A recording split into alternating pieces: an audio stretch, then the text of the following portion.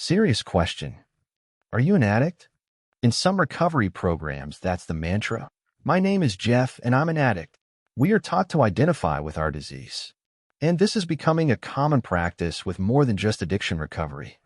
I understand the theory that an addict needs a daily reminder of their battle, so they don't succumb to the self-deception that they no longer have a problem, that they somehow forget about their condition and now identify as a normie.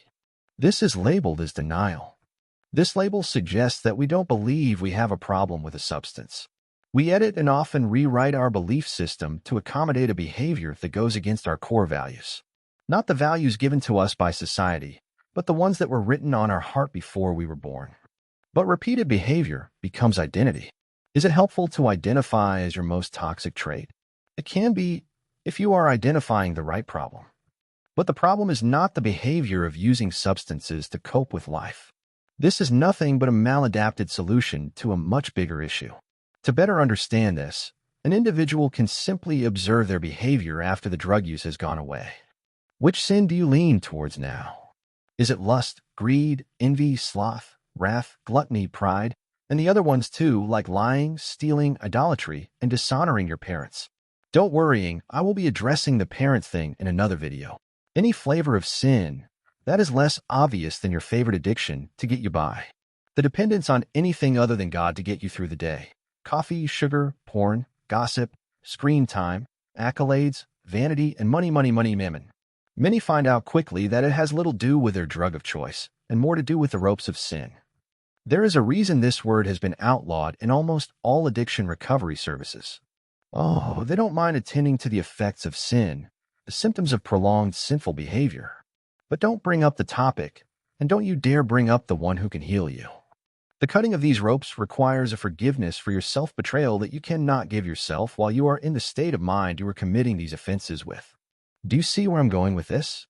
Addicts don't deny the obvious. They are not denying that their behavior has a negative effect. They are denying that they are sinners, and most definitely rejecting the way out. The world and the mental health industry has made a great marketing tool designed for comfort when they say that addiction is not a matter of morality, defined as principles concerning the distinction between right and wrong or good and bad behavior. If you stack it in this way, it's one of the most ironic things ever heard. So, if the sufferer is not the one who is to blame, then who is? If it's a demonic energy that has most likely plagued the family for generations, then science can't touch it. There is only one who can remove this type of ailment, as you probably already know.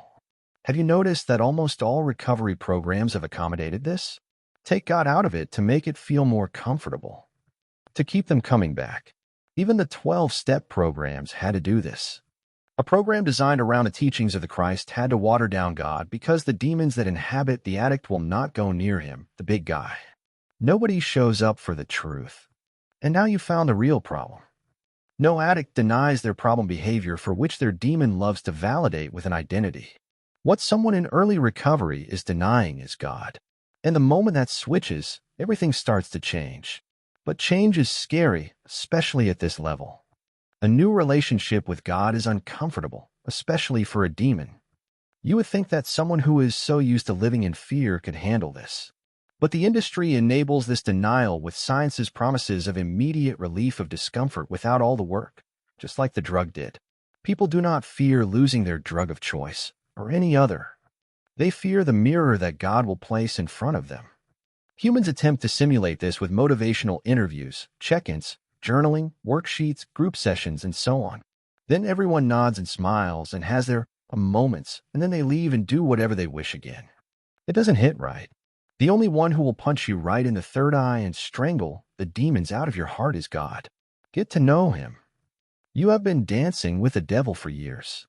You haven't established a relationship with him yet. He can't trust you with the blessings you want. Yet, that fear you hear before facing the mirror is the devil. It's a lie. Facing the truth is enlightening and life-changing. Believe me, you don't want this life. It's just familiar. Try a new one on for size. And I mean trying it on for more than a year.